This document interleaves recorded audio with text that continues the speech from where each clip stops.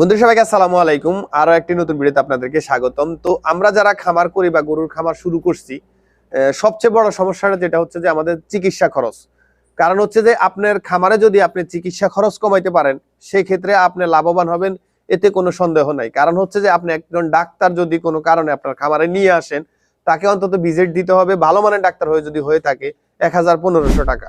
আর যদি একেবারে normal doctor বা দেখা যাচ্ছে হাতুড়ে ডাক্তার নিয়ে আসেন, সেক্ষেত্রে আপনাকে 500 টাকা দিতে হবে।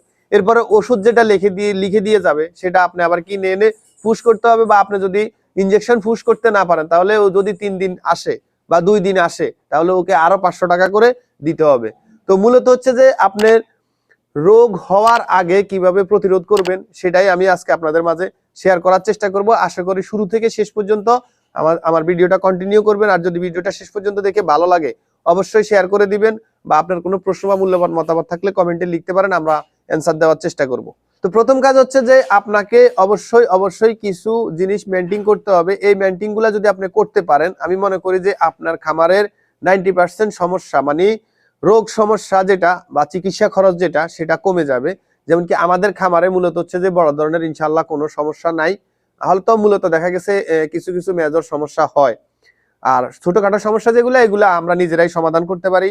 কোনো ডাক্তার আসা লাগে না, বা দেখা গেছে কোনো সময় 1 বছরের ভিতরে ইনশাল্লাহ আমাদের খামারে ডাক্তার আসতে হয় না বা আসে না। তো আপনাকে কি বিষয়গুলো মেনটেন করতে হবে? প্রথম অবস্থায় হচ্ছে যে খাবার ম্যানেজমেন্টটা খুব ভালোভাবে করতে হবে। এরপর হচ্ছে যে পর্যাপ্ত পরিমাণে আপনার গরুর বডি ওয়েট অনুযায়ী যতটুকু সে কাঁচা ঘাস পায়, যতটুকু সে দানাদার পায়, আর কখন তাকে কৃমি ডোজ করাতে হবে, কখন ভিটামিন দিতে হবে, এই বিষয়গুলো যদি আপনি সুন্দরভাবে ম্যানেজ করতে পারেন, সেক্ষেত্রে অনেকাংশে আপনার চিকিৎসা খরচ কমে যাবে। কারণ হচ্ছে যদি ওর পেটে যদি ক্ষুধা রেখে যদি আপনি তার কাছ থেকে প্রোডাকশন আশা করেন, সেক্ষেত্রে আমি মনে করি এটা হবে বোকামি।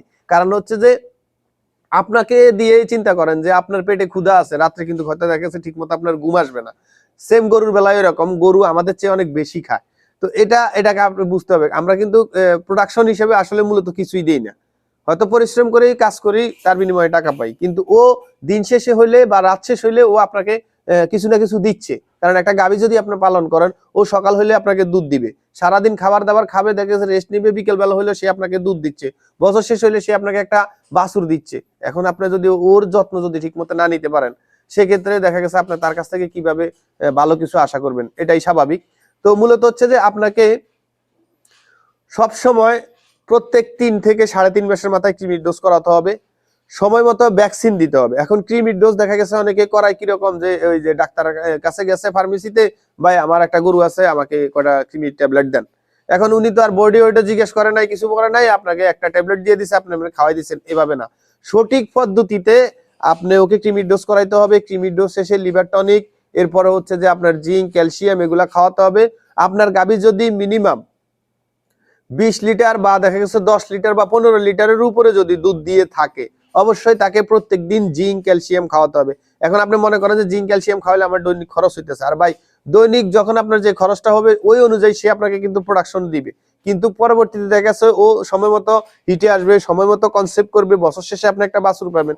এখন সাময়িক কারণে যদি আপনি অল্প কিছু টাকা বাঁচাতে গিয়ে বছর শেষে আপনার যদি একটা বাছুর না পান, ও যদি সময় মতো হিটে না আসে, বা হিটে আসলে আপনি বীজ দিলেন, কনসেপ্ট করলো না, 3বার বীজ দিলে যদি আপনার 3000 টাকা চলে যায়, আর একবার বীজ দিলে আপনার 1000 টাকা গেল, তাহলে ওই দিক থেকেও আপনার 2000 টাকা বেঁচে যাচ্ছে।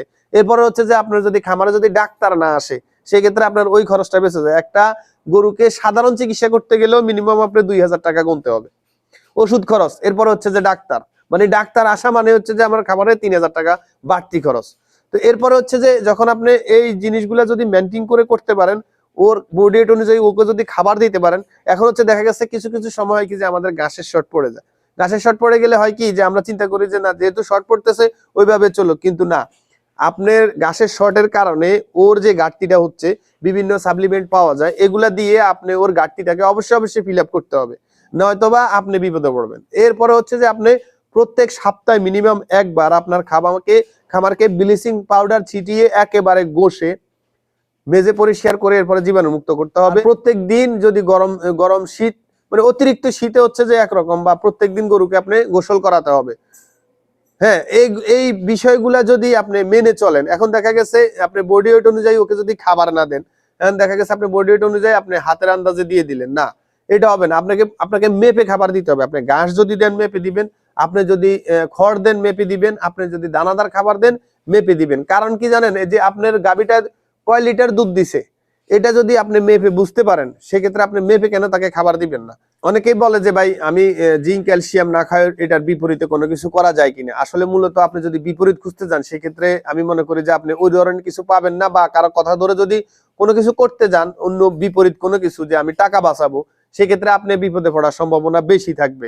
কারণ হচ্ছে যে একটা গাভী আপনাকে যেহেতু প্রোডাকশন দিচ্ছে, সে অনুযায়ী তাকে আপনি যদি খাবার প্রোভাইড না করতে পারেন, সেক্ষেত্রে বিভিন্ন সমস্যায় পড়তে হয়। এখন দেখা গেছে আপনার গাভী মানে 7 মাস হয়ে গেছে, দুধ বন্ধ করে দিচ্ছেন, এখন চিন্তা করতেছেন যে দুধ যেহেতু বন্ধ করে দিছি, তাকে আমি খাবার কমিয়ে দিব বা জিঙ্ক ক্যালসিয়াম খাওয়ানোর আর দরকার নাই, যেহেতু সে আমাকে দুধ দিচ্ছে না।